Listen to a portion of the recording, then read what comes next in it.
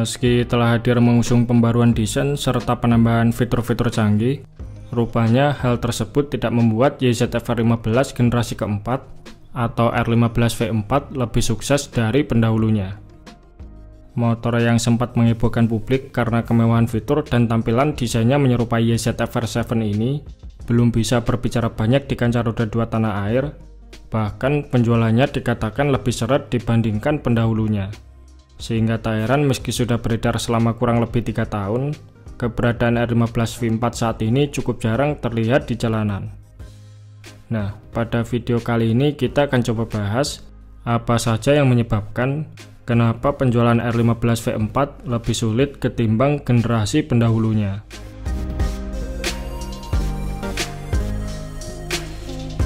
Seperti yang kita ketahui, sebelum merilis R15 V4, Yamaha terlebih dahulu menghadirkan R15 V3 yang merupakan lompatan besar dari R15 V2, mengingat ada banyak perubahan besar yang diusung motor ini.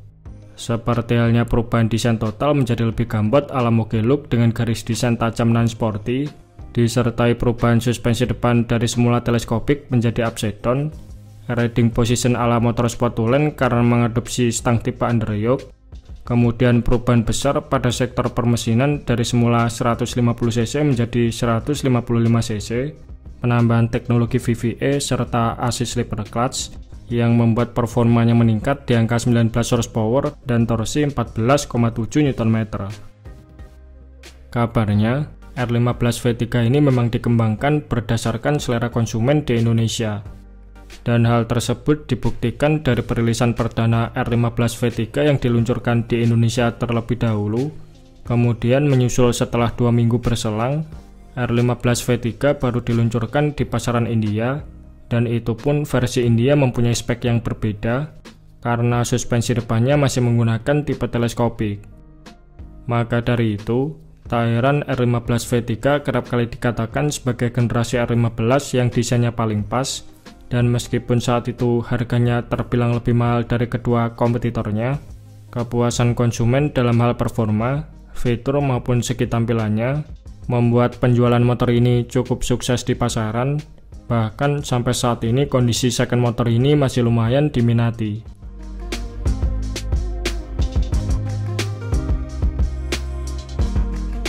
Setelah sukses dengan R15 V3, pada tahun 2021 Yamaha merilis R15 V4 di Indonesia. Generasi keempat ini tampil mengusung desain baru dengan lekukan fairing lebih halus mirip seperti YZF-R 7, di mana karakter R15 V4 ini sangat berbeda dari R15 V3 yang desainnya cenderung memiliki lekukan serba tajam. Berbeda dari R15 V3, generasi yang dikembangkan langsung di India ini secara desain memang berpatokan dari selera pasar India, mengingat penjualannya di sana lumayan bagus. Sehingga secara desain ada beberapa poin yang mungkin kurang sesuai dengan selera konsumen di tanah air, misalnya seperti bagian headlamp projector pada lubang ram air intake bohongan, lalu dimensi tangki lebih kecil dengan tonjolan tinggi di depan, dinilai mengurangi kesan gagah dari R15 generasi sebelumnya, serta posisi silinder knalpot terlalu ke bawah, yang mana bagian tangki dan knalpotnya ini membuatnya agak terlihat aneh terutama jika dilihat dari sisi samping. Namun meskipun terdapat beberapa kekurangan, secara keseluruhan motor ini memang memiliki raut muka yang sangar, apalagi konstruksi fairingnya yang padat dengan lampu proyektor di tengah lubang ram air intake bohongan, sepertinya memanglah bahasa desain baru dari Yamaha, karena desain serupa juga disematkan pada sang kakak YZF-R 7. Kemudian Yamaha juga menyematkan fitur-fitur canggih pada motor ini, seperti traction control, ABS dual channel, smartphone connectivity sampai quick shifter, yang tersedia pada varian R15M, sedangkan R15 V4 versi standar belum mendapatkan fitur ABS, traction control maupun quick shifter. Di sini fitur-fitur R15 V4 jauh lebih canggih dari kompetitor sekelasnya.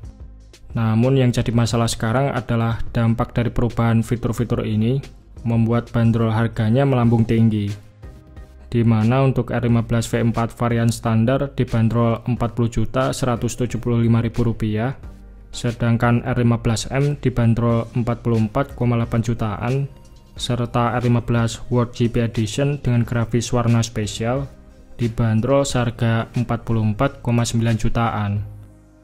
Bandrol harga yang dinilai terlalu mahal tersebut tentunya kurang begitu ideal untuk target pasar sport 150cc yang kebanyakan adalah kaum mendang-mending.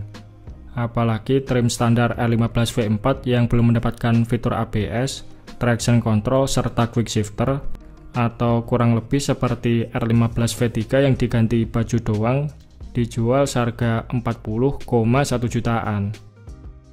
Dari sinilah mungkin banyak peminat sport 150cc yang mulai berpikir bahwasanya dengan range harga di angka 40-44 jutaan, ada banyak opsi pilihan motor lain yang lebih oke. Misalnya seperti motor 250cc second yang bisa didapatkan di range harga 30-40 jutaan dengan pertimbangan performa mesinnya yang lebih powerful dari R15 V4, atau jika budgetnya terbatas, maka bisa memilih motor 150cc second macam R15 V3 yang secara performa maupun desainnya masih terbilang oke dengan bandrol harga yang jauh lebih terjangkau.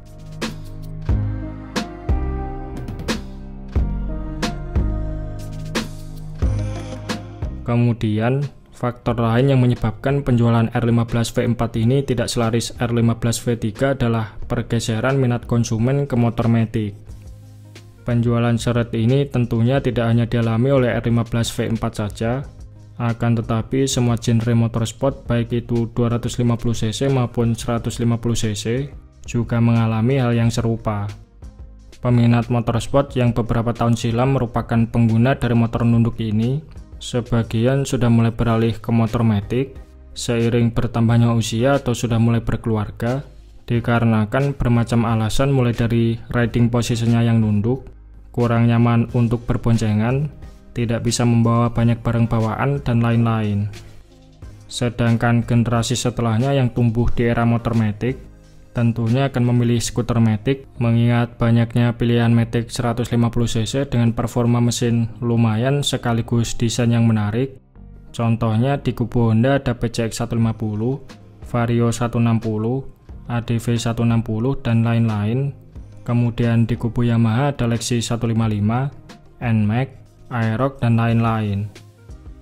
Pertimbangan memilih skuter matic ini bukan hanya soal riding position saja, namun bandrol harganya yang berada di kisaran 26 jutaan sampai 35 jutaan bisa dibilang adalah range harga yang sesuai untuk kaum mendang-mending. Di sisi lain, motor matic juga mempunyai nilai fungsi lebih dari motor sport fairing. Di antaranya adalah lebih simpel jika dipakai harian, nyaman untuk berboncengan, serta bisa membawa barang bawaan lebih banyak berkat adanya fitur bagasi di bawah jok. Nah, dengan kondisi seperti ini, fitur-fitur canggih maupun desain ala moge look pada R15 V4 sepertinya bukanlah hal yang menarik lagi, terlebih soal harga jual R15 V4 yang sudah tembus di angka 40 jutaan. Kaum mending-mending tentunya akan lebih tertarik untuk membeli matic 150cc macam NMAX atau PCX yang posisi berkendaranya nggak bikin encok dan tidak perlu tarik tuas kopling ataupun mengoper gigi transmisi saat berada di kemacetan jalan. Jadi harapan YZF 15 V4 bisa melampaui kesuksesan generasi pendahulunya mungkin adalah hal yang sulit dicapai jika melihat selera konsumen dan kondisi pasaran saat ini. Nah, bagaimana pendapat teman-teman mengenai R15 V4 ini? Oke, mungkin itu saja sedikit pembahasan kita di video kali ini. Terima kasih sudah menonton. Sampai jumpa di video-video Bang Rossi selanjutnya.